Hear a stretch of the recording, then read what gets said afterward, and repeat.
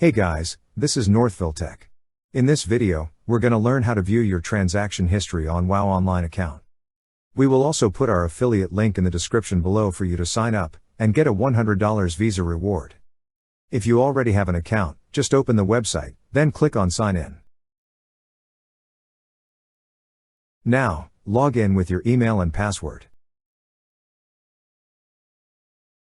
Once you're logged in, you will see several tabs at the upper part of the screen. Click on Billing and Payment. On the drop-down list, you will see an option for Recent Transactions. Click on Recent Transactions.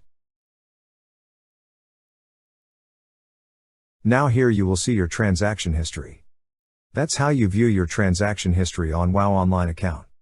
Thank you so much guys for watching, and if you have not yet subscribed to our YouTube channel, please subscribe to our YouTube channel as we create tech videos almost every day. Also, check out our website northvilletech.com for great tech articles, and our recommended resources in the description below for various sign-up bonuses.